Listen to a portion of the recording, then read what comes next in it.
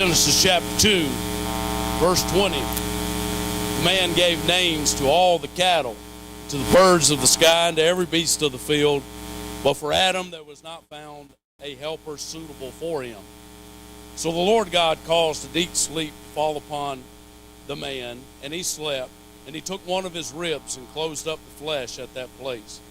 The Lord God fashioned into a woman the rib which he had taken from the man, and brought her to the man. And the man said, This is now bone of my bones, flesh of my flesh.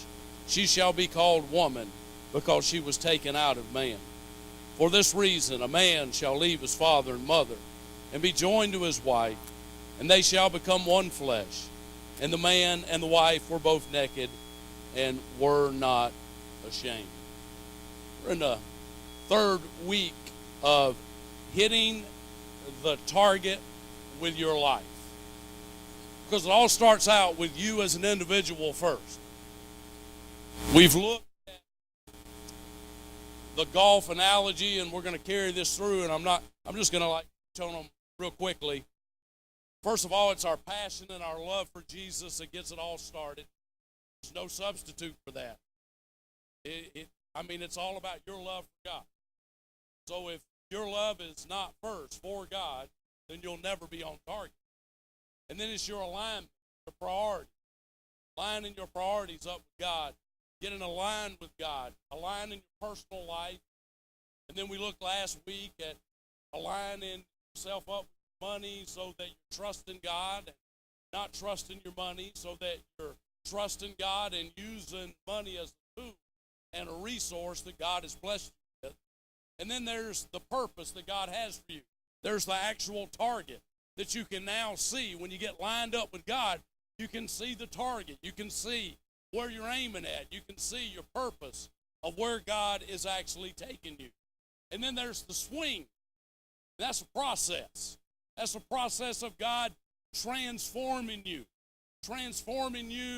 from the old person that you are, the fleshly desires that you've had all of these years, and turning you into a new man and a new woman all the way through and through. And then there's what they call in golf that ball strike. When they're actually hitting the ball crisp, and they're hitting behind it, and they're hitting it just like they need to. There's that ball striking that happens in our lives where we're starting to become more productive. We're seeing God make dramatic changes in our life as we go through the process. And then we actually start scoring for the kingdom of God. That's when we become powerful for God. That's when He has taken your life personally as it's lined up with God, and then He's going to spill it over into all of the different areas of your life, and you are going to be a powerful influence for God. We also learned that in a golfer's bag, they have 14 clubs. We're not going to look at 14 messages, but the clubs represent the various aspects of our lives. We're going to look at probably 5 or 6 of the most important ones. We've looked at your personal life, looked at money, and now this week we're going to look at your marriage. And we're going to talk this morning about how God's way is the best way. I don't know if you realize it or not, but marriage comes from the Bible, straight out of the Word of God.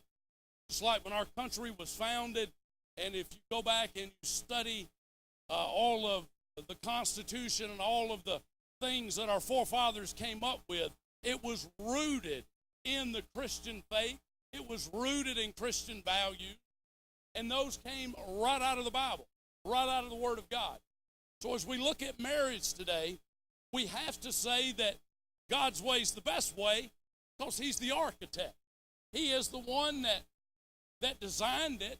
He is the one that orchestrated it, and it will never work without God being at the center of it the way He intended for it to work. It's not that two people can't stay married for a lot of years. It's not that they can't stay married till death. But are they going to have the marriage that God intended for them to have? There's only one way for that, and that is God has got to be at the center. We've got to do it His way, and He's given us the guidelines. we can't look at all of it this morning. I want to touch on some of the main things, and the 5 points I want to share with you are just 5 things I picked out of my life that have been important through the years. And I just want to talk about those things because we can't touch on everything this morning. The husband's role and the wife's role and all of that. But we can hit the main points to be able to get you on track, for you to be able to see if you are really lined up. Now, the reason why it is so important for you to get right personally is because there's no way for you to be in the marriage what God intended for you to be unless you're right with God. Because you know, man, being married is tough. I mean, living with somebody and getting along, merging 2 different personalities together from 2 different backgrounds. More than likely, you came from extremely different backgrounds, so you're bringing all of the good and all of the bad into it, and you got to try to merge that together, and you got to try to become one flesh, and you got to try to make this thing work to where you're productive, and there's only one way to do it. There's God's way, and that is you personally giving back to the relationship. I believe the number one reason that relationships, marriages are failing today is because we forget the most basic principle of all that God put in marriage, and that marriage is not just for what we can get out of it. Marriage is about giving. It is about sacrificing. You cannot receive unless you give. And when 2 people are taken from the relationship, you're literally sucking the life out of the relationship. So it doesn't take long. And even if you're still together, you're miserable and you're not happy. And that could go on for years, and it could do what has happened to so many people. It could lead to you ending the marriage, getting a divorce, and going your separate ways. So you got to work on you. You got to work on your spirit so that your spirit can be in control, so that your soul can be transformed, so that it can show up in your body, so that what you're speaking and what you're doing and your actions are bringing something dynamic and good and productive into the relationship. Now, let me say this. Probably most people don't believe this morning, because most people aren't living this morning. And that is that your marriage can be positive, it can be rich, it can be intimate, it can be deeply satisfying, it can be productive, fruitful, enjoyable, full of life, full of joy, and full of happiness. You're saying, yeah, right. It can be. I'm not saying you're not going to have any obstacles. I'm not saying you're not going to have some tough times. Most people don't get the dream. They have the dream, but they don't ever experience the dream of a deeply satisfying, productive, fruitful marriage that is full of life, that is deeply satisfying, all the way down to the core. This December, I will have been married for 30 years. And I think that through pastoring during those 30 years and all of the different things that I've studied from God's Word, that I can give you some stuff that I believe can help you.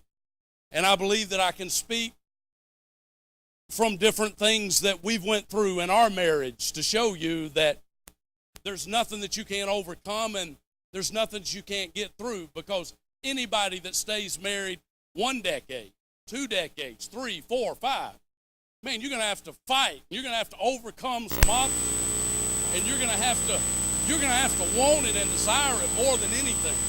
But I can tell you the general rule of my life, 99.9% of the time, we have experienced a fruitful, productive, rich, fruitful marriage that is full of life, full of joy, and full of happiness. We've had our tough times. Yes, we have. But as a general rule, we have had a dynamic marriage to where both partners have been given to the relationship, making the investment into it so that we were able to receive back from it, so that we were able to raise children and now being able to be a part of our grandchildren's lives. I can see the hand of God all over our lives. I can look at my wife and know that she is a precious gift from God. A lot of you look at your wife as though that it was a gag gift from God. No, it wasn't a gag gift. It was a precious gift from God. My verse that I've always had in the Bible for my wife is Song of Solomon 4:7. Says, "You are altogether beautiful, my darling, and there are no flaws or blemishes in you." I know that this room could experience revival and marriages could experience revival if the men would just line themselves up with God. I believe God will bring along the women. The women right now sitting next to the men might not believe that he could ever do what he needs to do to be able to save the marriage, to be able to bring life back to the marriage. But I'm telling you, when the man gets lined up with God, it will set the tone. It will set the structure for God to come in and do a resurrection and life resuscitation on wherever your marriage might be this morning. Let's start talking, first of all, point number A. Let's talk about the dream marriage. We all have the dream. I can't really remember having the dream when I was getting married, but I know a lot of times, especially the girls, they want their wedding to be a certain way, got to have a certain dress, and they just picture it all in their mind, and it's this big fairy tale ending where we can live happily ever after. We plan that. Nothing wrong with planning that. And we look around and we see all of the marriages that are failing. We see how many did not make it and the catastrophes along the way. But we still believe we're going to be different.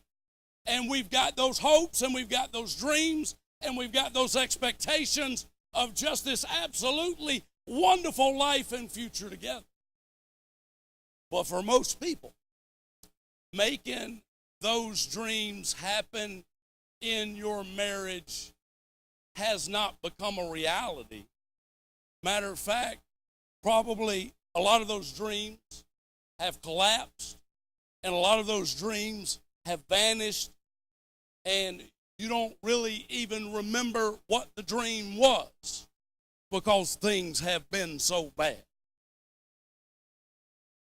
And what happens is a lot of marriages and homes go from wanting that dream to quickly going to B, which is the dysfunctional family. We become dysfunctional. Anytime we're not lined up with God, we are dysfunctional. And every home can be dysfunctional in a little bit different way, but this is what God's model is.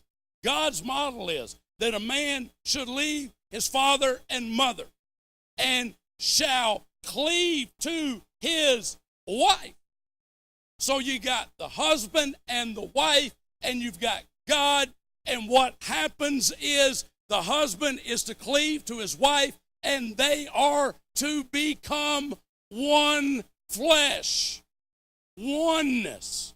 Now that oneness speaks of something that is deeply satisfying and productive and fruitful, because that means that you share in a relationship, someone who knows you inside and out and loves you and is there for you and will always be there for you. And what happens is that you become entwined with one another and you become entwined with God. And that's why he says a cord of 3 strands is not easily broken, because that's what happens. The husband and wife cleave together, and we are wrapped up in God if we're doing it His way.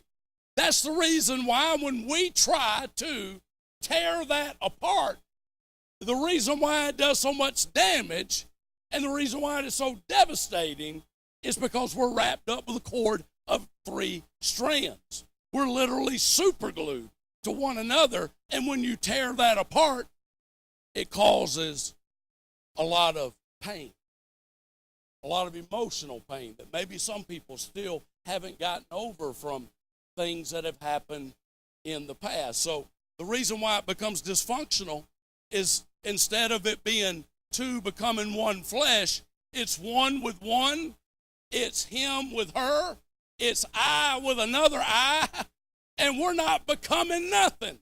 We're becoming opponents. We're becoming enemies because instead of 2 becoming one, there's 2 eyes with 2 agendas. And you know it does not take long with 2 eyes and with 2 agendas for there to be controversy, chaos, and confusion. Ran across something this week. A man said that me and my wife were happy for 20 years, and then we met each other.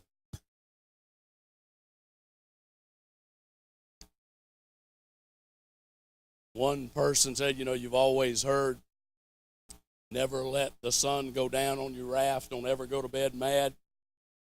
This one said, never go to bed mad, just stay up and fight all night long. Ran across this one story this week.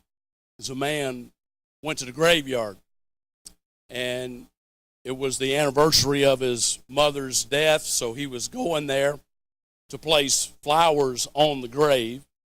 And while he was over there placing flowers on the grave, he noticed his attention was drawn to this man who was on his knees, and he was praying, and he was pleading, and he was crying. And he heard the man as he asked, why did you have to die? Why did you have to go? Why did you have to die? And this man here, wanting to console him, walked over to him and said, sir, I heard you from over there, and I just wanted to come to console you. Was it a spouse? Was it a parent? Was it a child? And the man collected himself for a few minutes, and he said, no, it was my wife's first husband.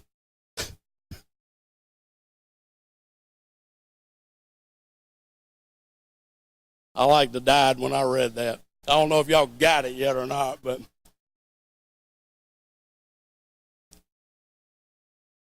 the reason why it's so difficult to become one is because we're so different.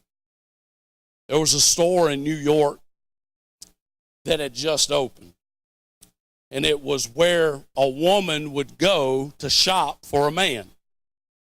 And she'd be able to go to the various floors. They had 6 floors in the store, but there were instructions that they had to follow. There was rules that they had to follow, and as you went from one floor to the next floor, the different attributes and the qualities would change from what you had on the previous floor, but you never knew what the next floor was going to be, so you had to make a decision on each floor.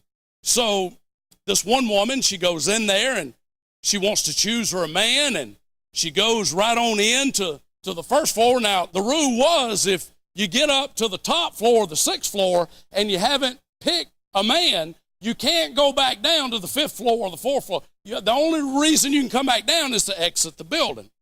So she goes to the 1st floor. And the 1st floor says, all these men have jobs. And believe it or not, that's big in some cases. Man, just for a man to have a job. These men have jobs. So she goes to the 2nd floor. 2nd floor said, these men have jobs and they love kids. Wow, that's pretty good. Loves job, has kids. So let me go on up to the next floor. She goes up to the 3rd floor. These men have jobs, they love kids, and they're extremely good looking.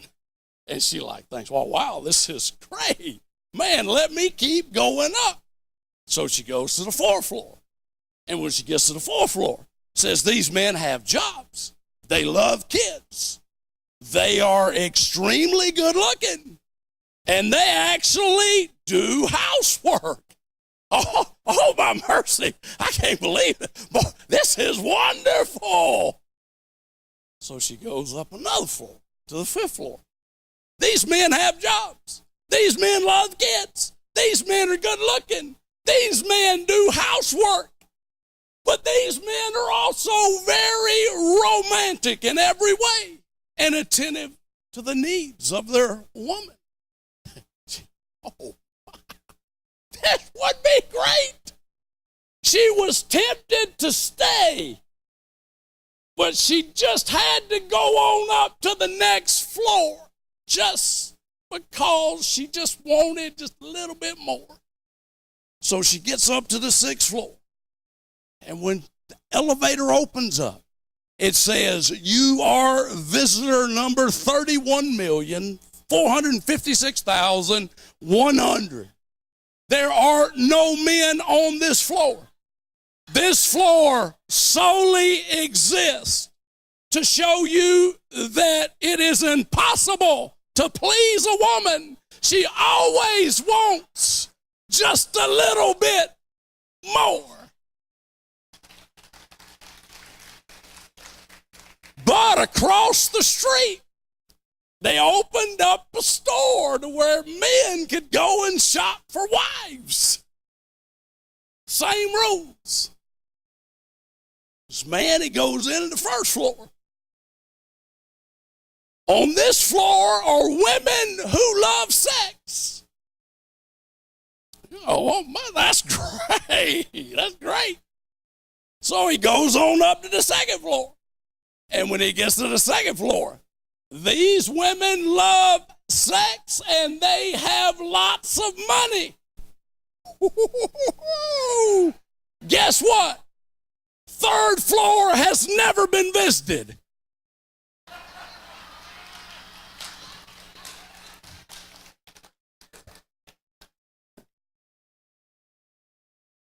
How to satisfy a woman. You know how to satisfy a woman? I haven't quite figured it all the way out yet. Praise them, pamper them, do chores, compliment them, snuggle, take them to places, protect them, provide for them, make more money, buy her more things, sacrifice for her, give her emotional support. And the list could just keep going and going and going. How you can really satisfy your woman. But on the other hand, how to satisfy your man is just show up naked. Now, I say that to say this. It just shows how different we are.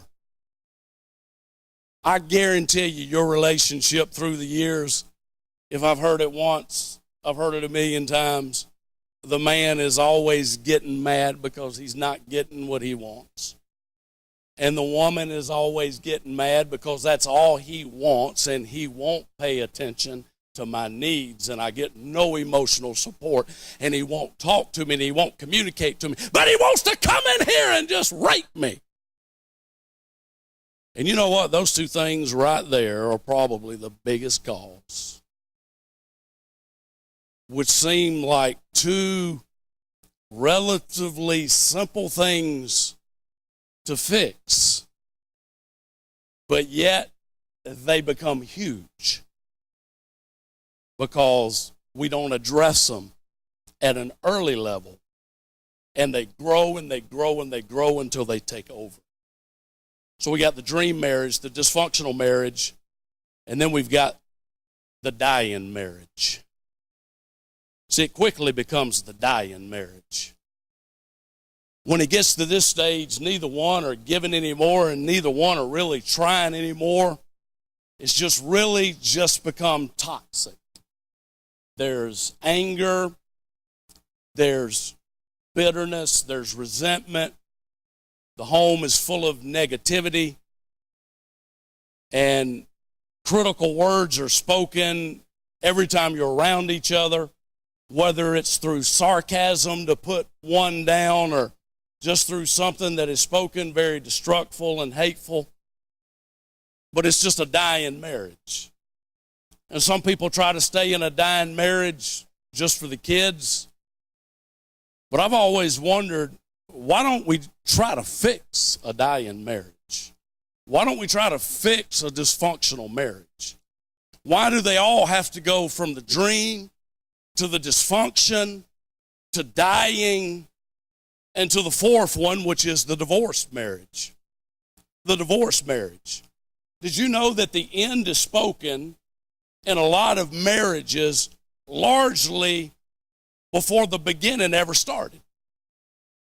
The end is already spoken, and we never really got started because we never really did what we were supposed to do.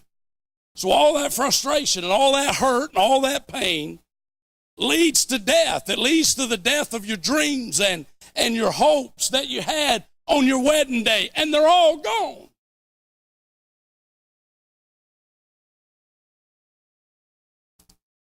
Because, you know, marriage is hard work.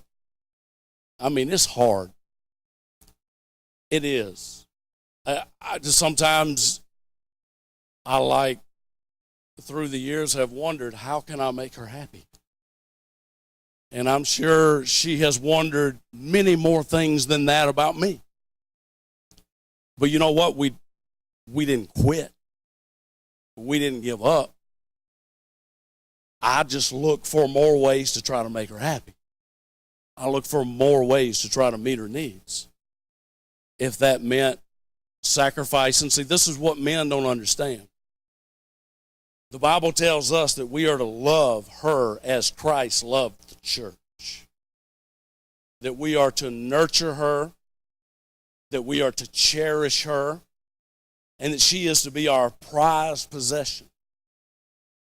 She is to be our prized possession of whether you're getting it or whether you're not getting it. Because you know what? God didn't say halfway to the cross, you're not giving me any love. You're not giving me any support. No, he kept what? He kept going. He went all the way to the cross. And we as men have got to be willing to die for our wives. We've got to be willing to nourish and cherish. We have got to be the ones that provide that atmosphere against all odds when everything's going wrong. When she is even being negative, whatever it might be, you have got to emulate Jesus. Now that's a high standard. That's the reason why I believe with all my heart when the men take their rightful place and who would want to leave a man that's loving her as Christ loved the church? Who would want to leave that kind of man?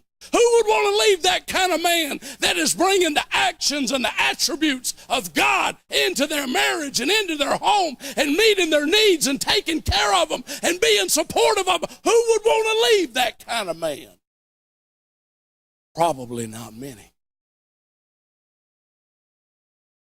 Marriage is hard work. You got to want it.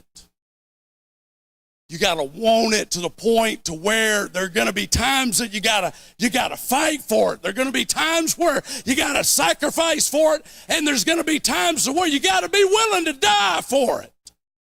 To your agenda, to your needs, your wants of you being right, you've got to be willing to give it up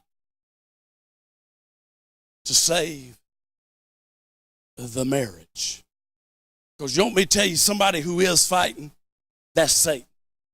He's fighting to bring you home down. He's fighting to get you to dysfunction, to get you to dying, to get you to call it quits, and get you in such an argument that you fight over the kids and you hate each other as a result of it. Because you know what he really wants? He wants your kids. And you know what will give him more access to your kids? Is to divide their mama and their daddy. I think we're going to be surprised one day. we like to sit back and we like to make ourselves feel good about saying kids are resilient and they will bounce back and they will be all right and they will be okay. What choice do they have? What choice do they have? You want to tell me a kid is going to be better off with mom living over here, dad living over there? Man, mom's got another man in her life, dad's got another woman in her life. Man, that's got to be confusion, city, chaos. It's got to be to a child's mind. They kind of feel like they're in the middle, especially if mom and dad don't get along. So marriage is hard work. You got to be willing to sacrifice for it. You got to be willing to die for it, because the alternative is divorce. And divorce ain't easy either. But a lot of people are opting out of marriages that there are no biblical grounds for divorce to begin with. We just don't get along. Guess what? You're going to have that same hurdle with the next one that you got with this one. That may come wrapped in a different package. But if you don't try to die for the one and please the one that you got now, you're going to have to do the same thing for the next one. So I'm not trying to make anybody feel guilty about I'm trying to stop somebody right now that's in a marriage that is dysfunctional and dying and headed to divorce. If you're already there, you can help some of these that are about to go there. Because you know what? A lot of times we wrap our decisions around emotions and feelings, and we make a life-changing decision for us and for our kids based off emotions and feelings. Which your emotions and feelings are strong, but we are never to follow them. That's the reason why sometimes you need to separate and you need to take a break. And when I say break, I mean break by the man doesn't see another woman and the woman doesn't see another man. You get away from this situation so that your feelings and your emotions can come down so that you can see clearly that it really isn't as bad as what it is. It's just, we're just being two kids about it instead of being two kids of God about it. That's quiet in here. Y'all thought I was going to preach on homosexual marriage this morning. I'm sorry. Point number E. Let's talk about the divine marriage. His way is the best way. He's the creator of it. He's the designer of it. First of all, your marriage has got to be Christ-centered. If you read Genesis 2, basically all this right here comes right out of it. It's got to be God-centered. You becoming one flesh with your wife, God at the center, and you're wrapping your life up with Him. Because God had a plan for the family, and that was for the family to be the cornerstone of society. That was His plan ultimately, to let the whole world know about God, to let the whole world know about how great God is. He was going to do it through the family. Now think about it for a minute. He's going to do it through the family, so it starts on your home. Then it goes from your home to the neighborhood that you live in. Then it goes from your home to the neighborhood to the city that you live in. Then it goes from your home to the neighborhood to the city to the county that you live in. And then from the city to the county to the state that you live in. Then it goes from the neighborhood, goes from the home to the neighborhood to the city to the county to the state to the country that you live in. And then all the way to the world that you live in. It was God's plan. That is what He was going to use, to let every home, every neighborhood, every city, every county, every state, every country know that there is a God. He was going to model it through the family. And the family was going to illustrate this awesome God that we have in our lives. He was going to do it through the family. That's not really happening today, is it? Because we know that 1 out of 2 marriages end in divorce, but the other 50 that stay together are probably not healthy and strong. They're probably on the verge of going in that same direction.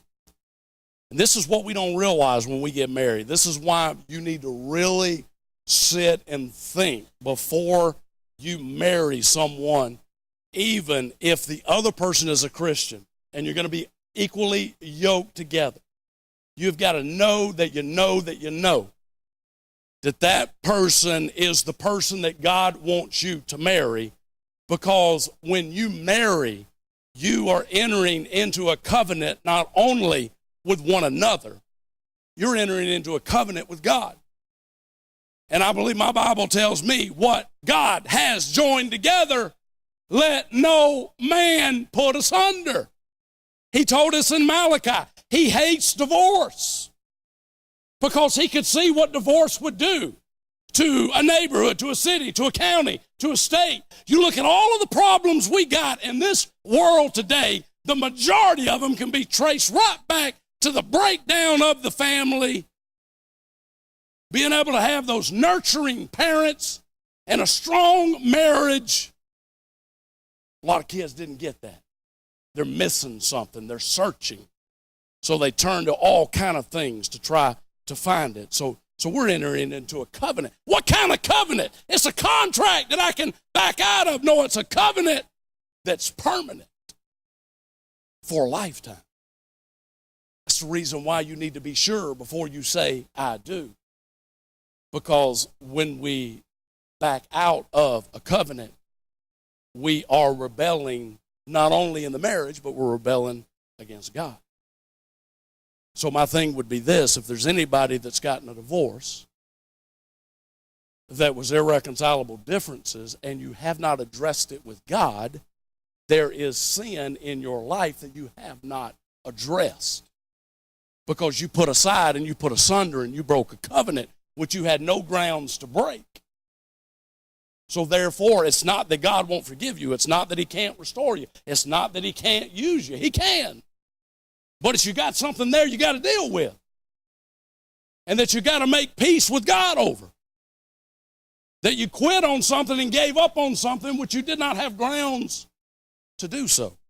So it's covenant, cleaving, companionship, completion. Now let me give you 5 things right here, right in closing. Just of my experience through the years. First of all, you got to have a common denominator in the marriage. And the common denominator is God. That's the reason why you got to line your lives up. And she's got to line her life up. And you both got to be aligned towards the target, which is God. Because he is the common denominator. And when I say that, I'm saying that I love God more than I love my wife. My wife loves God more than she loves me.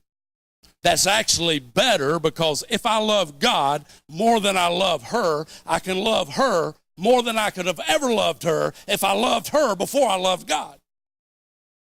So the common denominator is God. So as she stands there and as I stand here, we're both looking at the common denominator, and it is God. We're pursuing God together. I wonder how many of you in this room are pursuing God together with your mate. I wonder how many of you in this room are not only pursuing him as the common denominator, but there's evidence there to back it up. You pray together, study the Bible together. My wife is always back in the nursery, but all through the years of when we first got married, we studied the Bible together. My wife knows the Bible. I mean, she might know more than me. She can't quote as many scriptures as I can quote, but we studied the Bible together.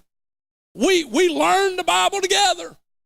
And that right there, God is our common denominator, brings you closer together, because he is the one that we're pursuing. He's the one that we want to please. And if we're pursuing that, we're going to come closer together as individuals, so more of our needs are going to be met.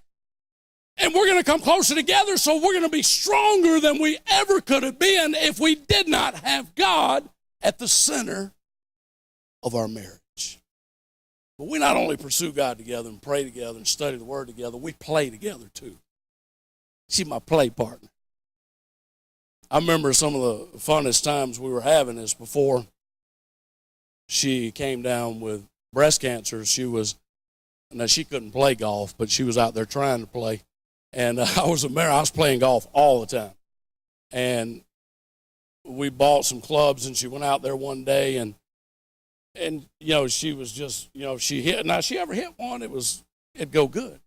But she began to love that, and then not long after that, she got diagnosed with breast cancer. But playing together, learning how to. And when I tell you about me and my wife, there's never two people that are been made so different. So you're probably married to somebody that is really, really different than you are. It's okay that you're different. It's okay that you have different likes and different interests. That's okay. It's okay. Man, if you had somebody just like you, it'd be boring. I hate watching Andy Griffith. She loves it. I hate watching all those little sitcoms where they laugh for you. She loves it. The only thing we like to watch together is Survivor. That's it. Common denominator. He's not just a part of the plan, he's the theme of the plan. Number 2, a continuous direction. A continuous direction towards God. Because guess what? If you don't have a continuous direction, you're going to veer off. You're going to veer off. When I tell you that 30 years, 99.9% of our marriage has been fruitful and productive and rich and satisfying, it's because for 30 years we have pursued God. So therefore, when we had tough times that came into our marriage through bad choices and bad decisions that we made or whatever it was, we knew what principles that we had learned in the Bible that we had to practice in our marriage for us not only to hurdle the obstacle, but to overcome it and get to the other side of it and be stronger when you get to the other side of it than you were before the hurdle. I'm telling you, you're going to have some hurdles, but those hurdles are going to be testimonies of how you and her, as you pursued God together, one of you did something boneheaded that the other one had to exercise forgiveness over. One of you was just going through one of those times in your life, and the other ones just had to practice discipline and patience. But you made it through it, and you made it through it because you had God. You were pursuing. Number 3, you've got to have courageous determination. You got to be willing to fight for your family. You know what? That same person that's sitting next to you this morning that's not sitting real close to you right now, because maybe you had probably a lot of you had a big fight at the house before you got here today.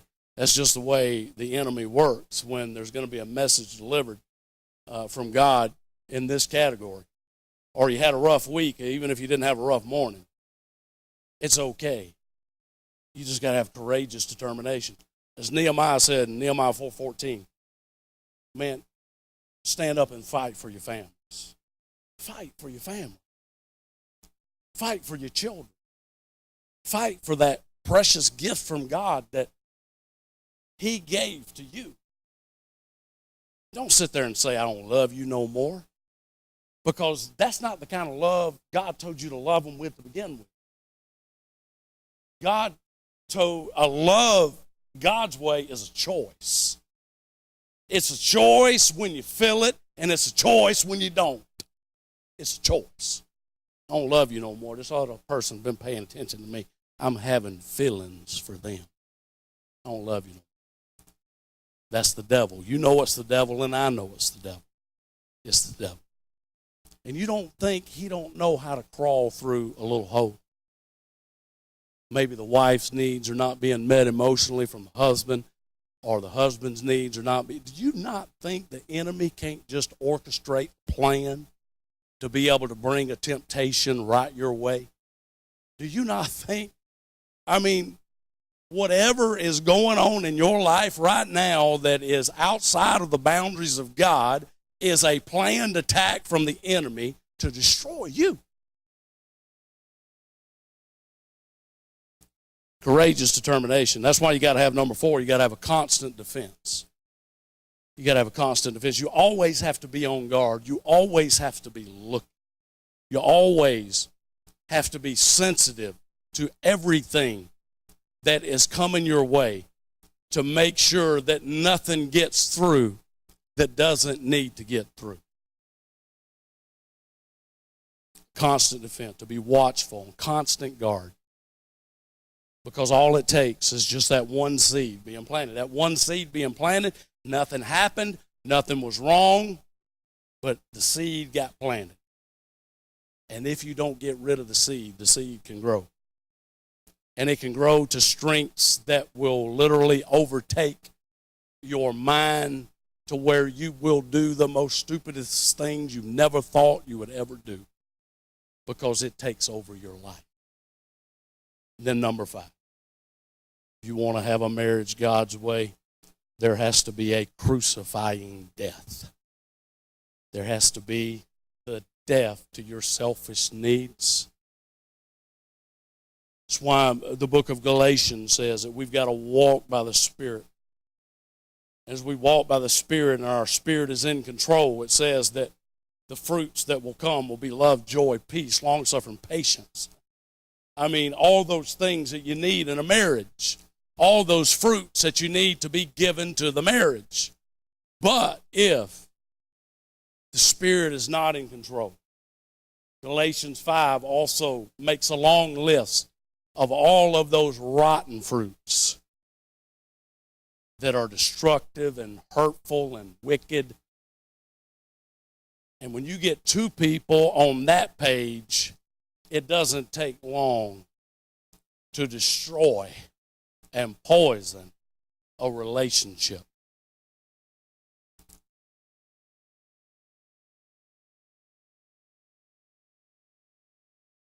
Yes. If I'm a daddy, I want to be hearing that baby cry every night. I couldn't imagine never living in the same house with my kids. I couldn't never imagine being okay with that. I could never imagine my wife not being there with the kids. I could never imagine that. Some of the things we need to think in that realm so that we will have what we need to be able to fight for what it is that means the most. And that's our family. That's our wife. That's our kids. I'm here to tell you, other than abuse, if someone is hitting you and beating on you, there's no excuse for that. And I would tell you to run away from that just as quick as you can get away from it. But there is no other sin. Yeah, if somebody cheats, you might have grounds for a divorce biblically. But that doesn't mean God doesn't want you to try to fix it and to make it work if one is repentant and the other one is willing to forgive. Because I'm telling you, God can resurrect any dying marriage, no matter what has caused it to die. He can do it. You just got to believe he can do it.